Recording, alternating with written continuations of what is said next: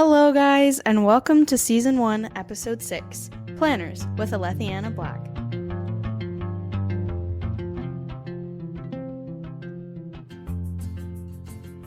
Hello, everyone, and welcome back to the Inked Podcast.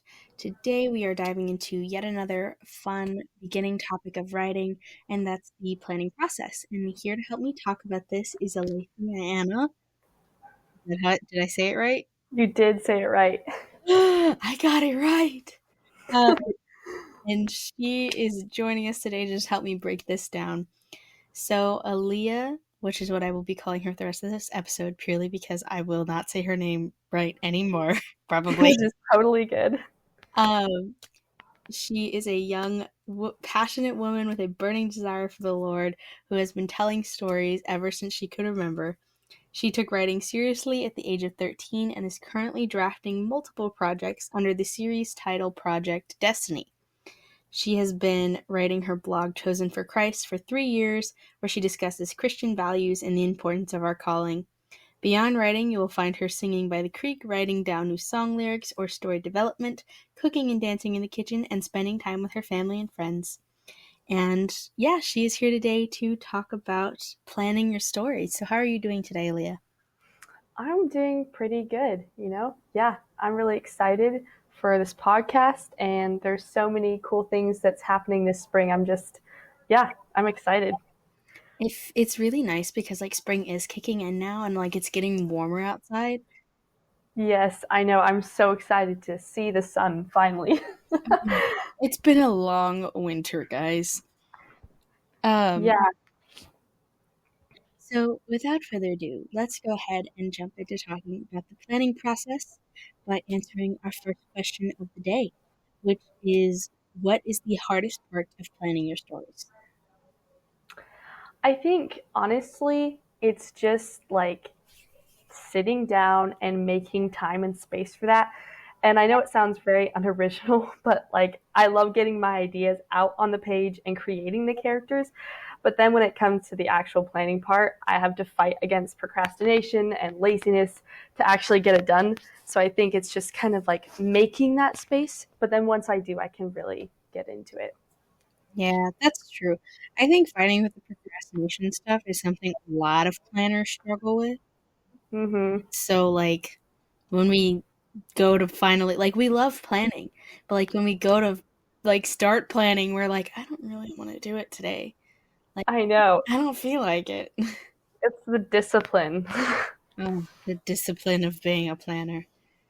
So moving into our second question, which is, why do you put yourself through planning? Why is it so helpful for you? Well, once you get past the procrastination and you actually start doing it, it is so helpful because, I personally love doing the 3-act story structure. And it's been so helpful just to help you kind of understand, how story works, and so that you can kind of see a format that's not too constricting, but it helps you to kind of to really put your creativity in the right place, if that makes any sense. Mm-hmm. So I guess it gives me some direction. It's kind of like a roadmap that I don't exactly follow every step of it, but it gives me some inspiration, and it really helps me to have a guide to where I'm going. Yeah. I like the way you put that. I personally like planning a lot just because of the fact that it gives me a way to lay everything out. Because I can have my character charts, I can have my plot chart with the 3-act story structure, I can have an outline of scene by scene type stuff. It just helps me, especially since my brain is so chaotic, and I tell my friends that my brain works like a computer that's got 1,000 tabs open at once. Yeah. Oh, that's so funny. And so I'm half the time, if I'm staring off into space, just imagine that I'm clicking through those tabs trying to find the right one. Yeah, no kidding. And so that doing the planning and the charts and everything just helps me keep my brain straight. That way I don't have to search through my tabs to get something. because like I can just Yeah. reference back to my charts and stuff, and it makes my job so much easier. Yeah. And also, it helps you to be kind of organized because it helps you to sort of like, if you have everything out on the counter, then you can take stock of what you have and go, okay, I want to use this thing, I want to use that thing, you know. But if everything's everywhere and jumbled together, you're going to kind of forget what you have to work with. And that can really, like, I have found I have the most writer's block struggles when I don't plan, when I just kind of try to do it like, oh, I'm just going to sit down and see what happens, which can be good. But if I don't have something to work with, I just like start to lose my creativity and writer's block, which is like my worst nightmare. Mm-hmm. I feel like planning to also gets you like in the mood to write, because like Yes, as you see the story like unfold in your planning process, you get to be like, oh my gosh, I get to write this, like I'm so excited to write this. exactly. Especially like for me, I love aesthetics. So if I've got like a cup of tea, the right music, the quiet space, that really helps me to like get into the mode, you know? That's really true. I gotta say one thing about that though is don't let your brain like think everything has to be right. Sit down Mm-hmm. and do it, because if you do that, then you will never actually like everything won't ever be right again. And like That is so true. that'll lead into like the writer's block and the just procrastination, sloth, etc., etc. I found that issue Exactly. because my brain will like Yeah. hyperfixate on that. Mm-hmm. Just like to add on to that, so I'm the 10th child of 13 children, and so our house is constantly busy. Like there's just a lot of noise and all that kind Ugh, of I stuff. feel And that. so before I had my own room, I had to write in the middle of the house. And so I had to learn to just like tune out other voices, play some music, and be okay with like the mess around me and just write. So I think it's really good to be able to kind of be flexible in that, like you're saying. Yeah. That's so true. I feel that. So I am not the 10th of like 15 kids. I am the 5th of 5 kids.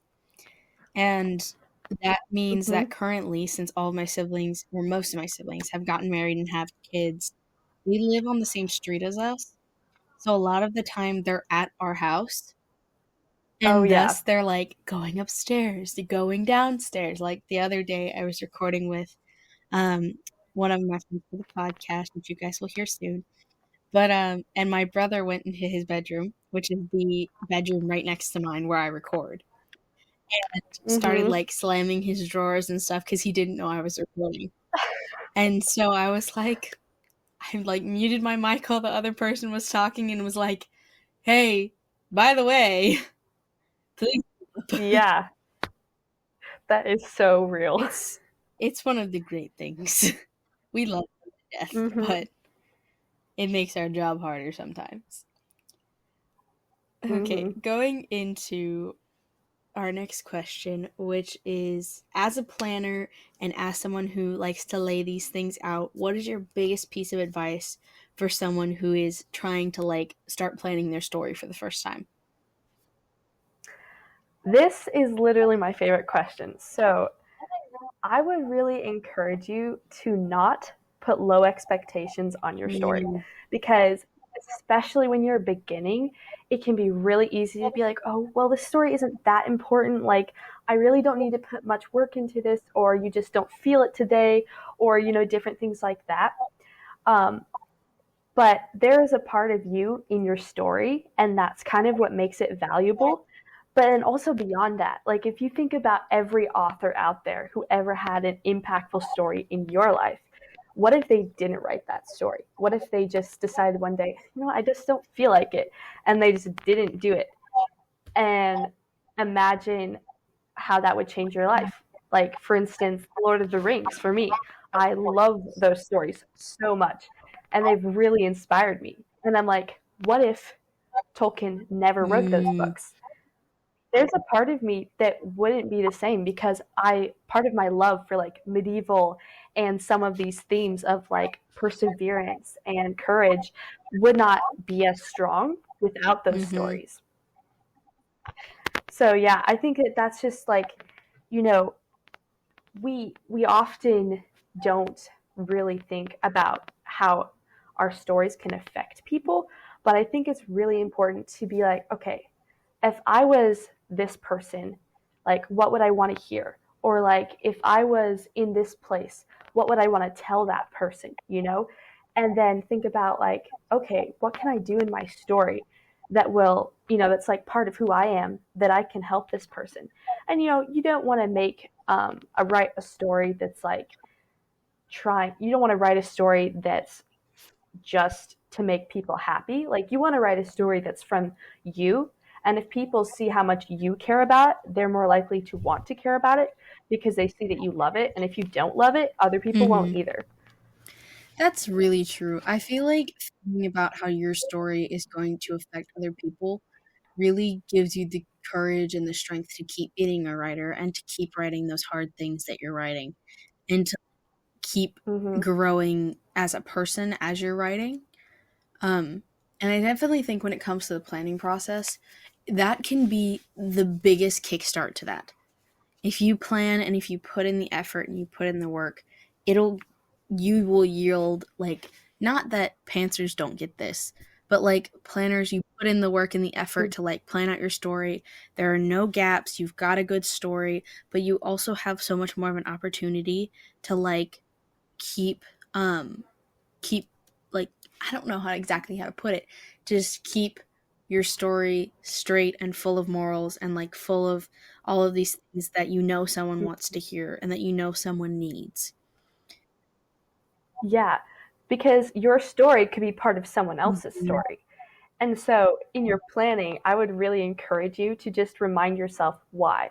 Like Abby Emmons, she's someone that I has really inspired me in my writing, and I would totally recommend looking up some of her videos. But something she's always talking about is like people really struggle with theme. You know, what do you want your theme to be? And the way that she like said to do it would be, what is something that you want to scream from the Mm. rooftops? Like, what do you want the world to know? And then write Yeah. about that. Wow, that just makes you think about how much more depth you can have in your story. But I would really encourage you to just ask yourself why, because I'm constantly asking myself this question: why would I do this? Why would they do this? Why would it matter if they did this? How would this affect the story? How would this affect the person, the reader? And if you ask yourself why, then you can really impact people in the reason behind it, Mhm. you know? Well, that's a lot of really Yeah. great advice. And I think that everyone deserves to hear that and deserves to know that their story might matter to someone else in the future. And so, yeah, we'll end on that. That was a great note. So in this Thank you. episode, we have covered our struggles with planning and just how we've kind of worked on overcoming those. Um, why we find planning our story so helpful and what are like our biggest things when we start planning our stories, and then just our biggest pieces of advice for planning stories. So we will leave you guys with this as you plan your story and as you go into this like first step of creating this world and the story that you love. We will just say, remember that your story will affect someone else and it can be part of somebody else's Hmm. story. So just Yes. plan well, keep going, persevere because you've got this and you've got the ability to do it just great and be amazing and to truly affect someone in a way only you can. Yeah. And I would just to add to that real quick, I would say that you are so much more capable of what more than you think. Like you can do a lot more things than you think you can, and you're a lot stronger than you think you are. And the more that you continue to grow and learn, you're going to be really inspired, and you're going to inspire other people by being consistent and just sticking with it and doing it. And not only will it grow you and mature you, but it will grow others and help them in their own life. And that's such an Mm, opportunity for you. yeah. Well, that is all the time that we have for today. So thank you for joining me, Alea. I'm really glad you got to be here. Thank you so much, Reilly. I really enjoyed it. And thank you, listeners, as always, for being here as well. And we will see you in the next episode. Bye, guys. Bye.